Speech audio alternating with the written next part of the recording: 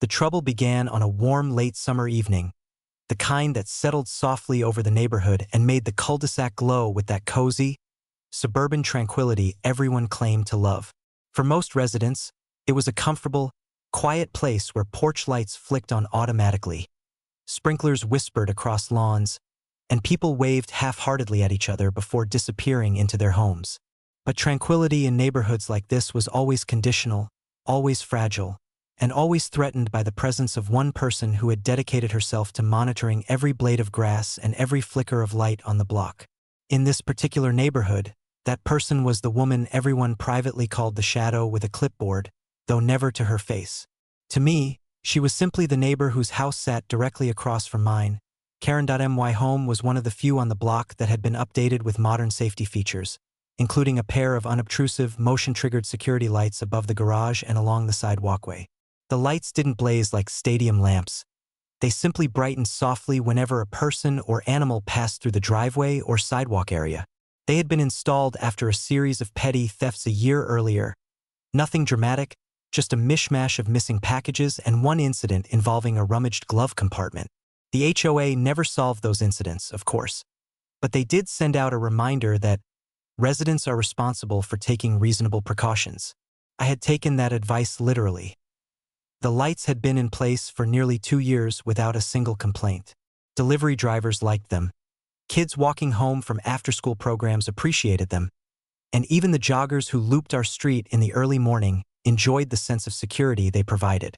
But everything changed the moment Karen decided they offended her sense of neighborhood aesthetics.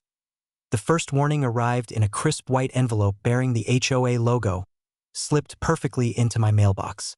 It cited a formal complaint from an anonymous neighbor who claimed the lights were too bright, too disruptive, and visually intrusive to the community's atmosphere. I didn't need a signature to know exactly who had complained. Only one person in the entire neighborhood had a tendency to patrol the street after sunset wearing a reflective vest, clutching a thermal travel mug as she inspected every porch light, mailbox, hedge, and driveway for offenses real or imagined. According to the letter, I had 7 days to either remove the lights entirely or submit a request to have them inspected by the board. The idea of having HOA board members wandering around my property at night struck me as ludicrous, so I opted instead to submit proof that the lights were within manufacturer specifications, along with evidence that they complied with local regulations. But the board rejected the submission almost immediately, claiming that HOA aesthetic harmony supersedes municipal guidelines. That phrase alone told me exactly which board member had spearheaded the issue. Karen wasn't officially on the HOA board, but she had effectively installed herself as its unofficial enforcer, relentlessly pitching rule amendments and community suggestions during every meeting. The board, weary from her constant pressure, often caved just to stop her from prolonging discussions. The second warning gave me only 3 days, and the final warning informed me that I would be fined daily if I failed to comply. At that point, fighting the board wasn't worth the money they'd squeeze from me, so I reluctantly removed the lights, unscrewed them from their brackets, sealed the wiring, and stored them neatly in the garage. The process felt like erasing a piece of security, a small assurance that my home wasn't exposed to the kinds of nocturnal mischief that had once haunted the area. The first night without the lights was darker than I'd expected. The street lamps positioned at either end of the road were spaced far apart, leaving the middle of the block swallowed in long, deep shadows. The front of my home, once gently illuminated at night, fell into near blackness. When I stepped outside after dusk to take out the trash, I could barely see my own driveway. It was an eerie kind of silence and darkness that didn't feel natural in a community meant to be safe, monitored, and neatly maintained. But if I thought removing the lights would put the issue to rest, I had underestimated Karen's uncanny ability to manufacture new problems. Because the second the street fell into its first unlit night in years, she appeared on the sidewalk with her arms folded, scouting the darkness as if it personally offended her. I watched from my window as she paced, glancing around intermittently, her posture stiff and uneasy. She lingered by her mailbox, peering suspiciously into the void between our homes. Eventually, she retreated indoors with a dramatic huff that I could hear even through my closed window. By the second night, her discomfort had evolved into something more frantic.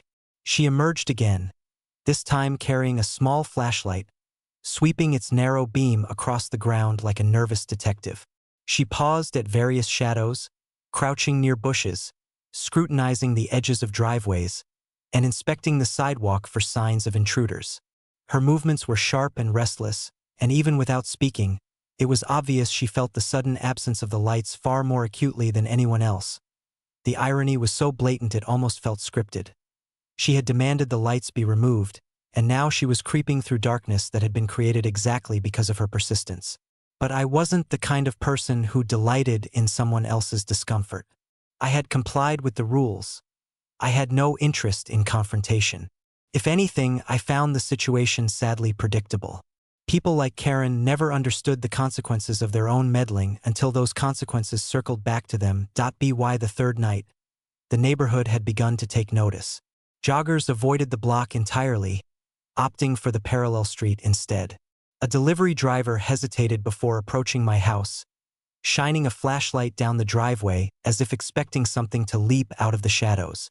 Even the neighborhood cat, the fluffy orange stray that made evening rounds like a tiny furry inspector, refused to step onto my property, choosing instead to slip through a yard 2 houses away.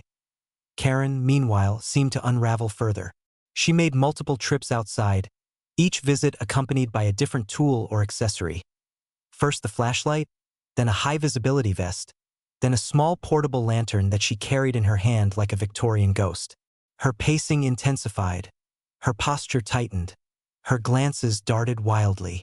It was clear she felt unsafe. And in a twisted way, she had engineered the very conditions that now frightened her. The following morning, a new notice arrived from the HOA, an announcement that they planned to install community lighting solutions to improve uniform nighttime visibility. At first glance, it seemed like an attempt at rectifying the issue. But the language of the letter made it obvious that the plan had been proposed hastily, likely at Karen's insistence. It also didn't specify what kind of lighting they intended to install, which meant anything was possible. Oversized floodlights, harsh white bulbs, or some outdated industrial fixtures that would glare across windows all night long. Whatever it was, I knew it wouldn't be subtle. The HOA's solutions rarely were that. As I read the letter, standing in the dim morning light of my kitchen, I felt an uneasy mix of resignation and curiosity. The lights I'd once installed had been reasonable, discreet, and effective. Whatever the HOA planned, it was bound to be the opposite.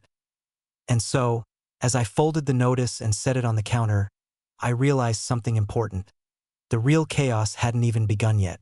The HOA wasted no time launching their so-called community lighting initiative, an effort that unfolded with the urgency and fanfare of a government project designed by people who had never handled anything more complicated than a bake sale sign-up sheet. Within days, a small convoy of utility trucks arrived at the cul-de-sac, rolling down the street with an air of overconfidence that did not match the simplicity of their mission. Residents peeked through blinds and half-open doors, craning their necks to watch workers unload ladders, cables, toolboxes, and a set of bulky industrial light fixtures no one had approved or even imagined. The fixtures were not subtle.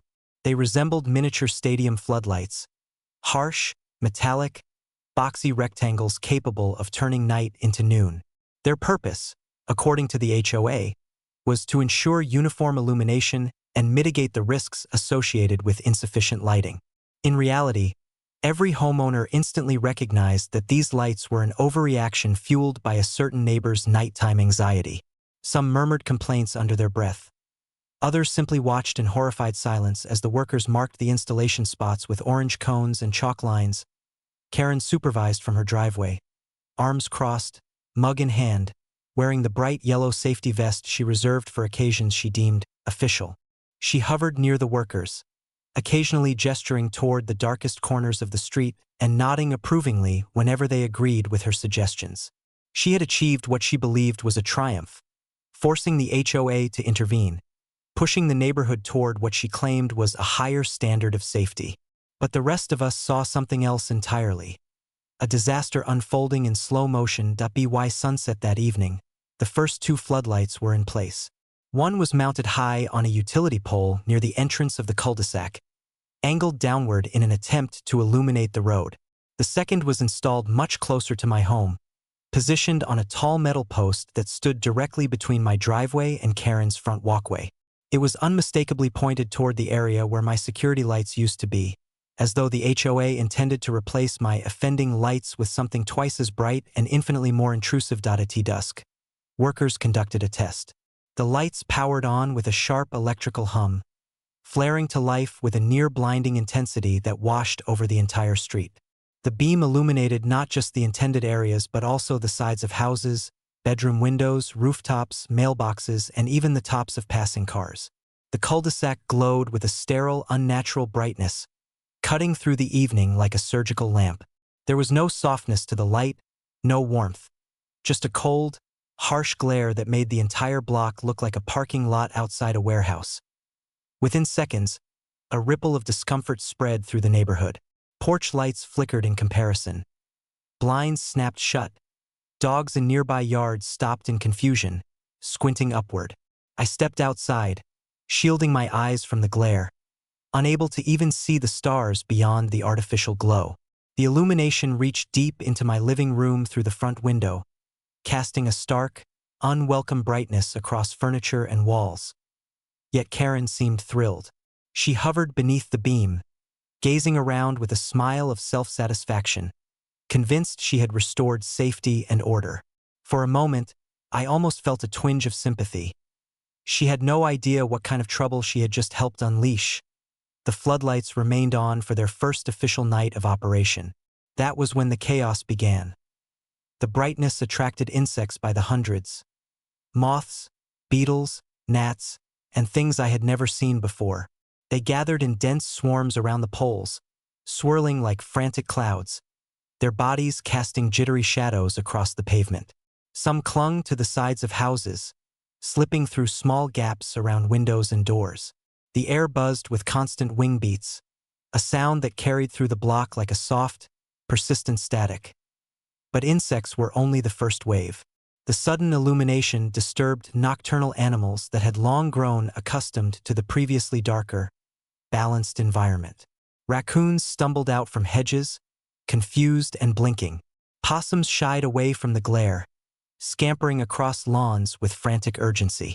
A startled owl abandoned its perch and swooped across the cul-de-sac, screeching in protest before disappearing into a darker part of the neighborhood. Then came the birds. The light disrupted their natural rhythms, confusing them into believing dawn had arrived. They chirped restlessly, hopping along tree branches, calling to one another in disoriented patterns. At 2 a.m, their early morning songs echoed through the street, waking residents who had never before heard birdsong in the middle of the night. Sleep became impossible. Window shades failed to block out the brightness, which seeped through like a white haze. Bedrooms felt as though fluorescent bulbs had been turned on overhead.